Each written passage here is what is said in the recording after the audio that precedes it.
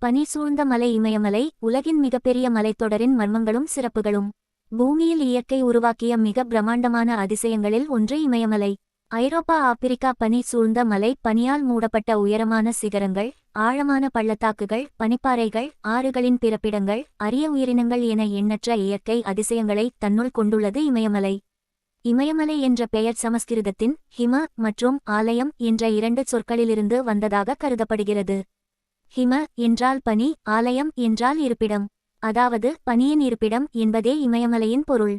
Asia Australia இமயமலை இங்கு அமைந்துள்ளது. இமயமலை ஆசிய கண்டத்தில் அமைந்துள்ள மிகப்பெரிய மலைத்தொடர்களில் ஒன்றாகும். இது மேற்கில் பாகிஸ்தான் மற்றும் இந்தியாவின் பகுதிகளிலிருந்து கிழக்கில் பூட்டான் மற்றும் அருணாச்சல பிரதேசத்தை தாண்டி திபெத் மற்றும் மியான்மர் பகுதிகளுக்கு அருகில் நீள்கிறது. இந்த மலைத்தொடர் இந்தியாவின் பல மாநிலங்கள் மற்றும் அண்டை நாடுகளின் நிலப்பரப்புடன் தொடர்புடையது. இந்தியாவில் ஜம்மு காஷ்மீர், லடாக், இமாச்சல பிரதேசம், உத்தரகாண்ட், சிக்கிம் மற்றும் அருணாச்சல பிரதேசம் போன்ற பகுதிகளில் இமயமலையின் பல்வேறு பகுதிகளை காணலாம். இமயமலை சுமார் 2400 கிலோமீட்டர் நீளத்திற்கு பரந்து விரிந்துள்ளது. அதன் அகலம் இடத்தை பொறுத்து பல 100 கிலோமீட்டர் வரை மாறுபடுகிறது. பனி சூழ்ந்த மலை இமயமலை எப்படி உருவானது? இமயமலையின் உருவாக்கம் மிகவும் சுவாரஸ்யமான புவியியல் நிகழ்வு. பல கோடி ஆண்டுகளுக்கு முன்பு இந்திய தட்டு எனப்படும் நிலத்தட்டு வடக்கு நோக்கி நகர்ந்து யூரேசிய நிலத்தட்டுடன் மோதத் தொடங்கியது. இந்த இரண்டு நிலத்தட்டுகளும் ஒன்றுடன் ஒன்று மோதியபோது பூமியின் மேலோட்டு பகுதியில் இருந்த பாறைகள் அழுத்தப்பட்டு மேல்நோக்கி மடங்கின. இந்த நீண்டகால புவியியல் செயல்முறையின் விளைவாகவே இமயமலை உருவானது. இந்த நிகழ்வு ஒரே நாளில் நடந்தது அல்ல. பல கோடி ஆண்டுகளாக நடைபெற்ற நிலத்தட்டு இயக்கத்தின் விளைவாக இமயமலை படிப்படியாக உயர்ந்தது. மேலும் ஒரு முக்கியமான விஷயம் என்னவென்றால், இமயமலை இன்றும் புவியியல் ரீதியாக செயல்பாட்டில் உள்ளது. இந்திய தட்டு தொடர்ந்து வடக்கு நோக்கி நகர்ந்து கொண்டிருப்பதால் இமயமலையின் உயரத்தில் மிகச் சிறிய அளவிலான மாற்றங்கள் தொடர்ந்து ஏற்படுகின்றன. பனி சூழ்ந்த மலை உலகின் உயரமான சிகரம். இமயமலையின் மிக புகழ்பெற்ற சிகரம் எவரெஸ்ட்.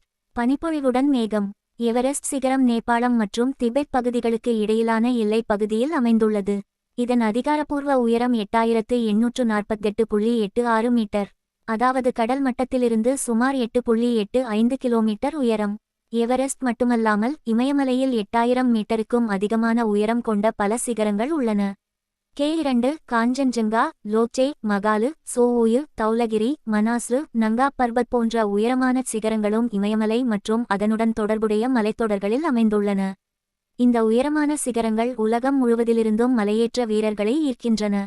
உறைபனிச் சீவல் ஏன் இமயமலையில் எப்போதும் பனி காணப்படுகிறது? நாம் உயரத்திற்கு செல்லச் செல்ல காற்றின் வெப்பநிலை பொதுவாக குறைகிறது.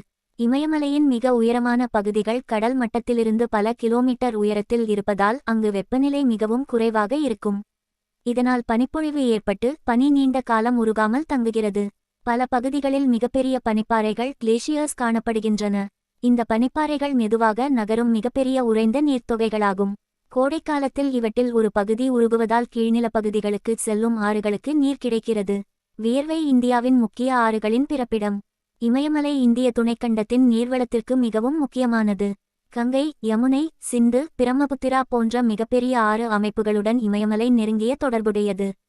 பனிப்பாறைகள் மற்றும் பனிப்பொழிவிலிருந்து கிடைக்கும் நீர் பல ஆறுகளுக்கு முக்கிய ஆதாரமாகிறது. இந்த ஆறுகள் இந்தியா மற்றும் அண்டை நாடுகளின் கோடிக்கணக்கான மக்களின் குடிநீர், விவசாயம் மற்றும் பிற தேவைகளுக்கு உதவுகின்றன. இதனால் இமயமலை சில நேரங்களில் ஆசியாவின் நீர்த்தொட்டி போன்ற முக்கியமான இயற்கை அமைப்பாக கருதப்படுகிறது. மழைப்பொழியும் மேகம் இந்தியாவின் காலநிலையில் இமயமலையின் பங்கு. இமயமலை இந்தியாவின் காலநிலையிலும் மிகப்பெரிய தாக்கத்தை ஏற்படுத்துகிறது. இந்திய பெருங்கடல் பகுதியில் இருந்து வரும் ஈரப்பதம் நிறைந்த பருவமழை காற்றுகள் வடக்கு நோக்கி நகரும்போது இமயமலை ஒரு பெரிய இயற்கை தடையாக செயல்படுகிறது.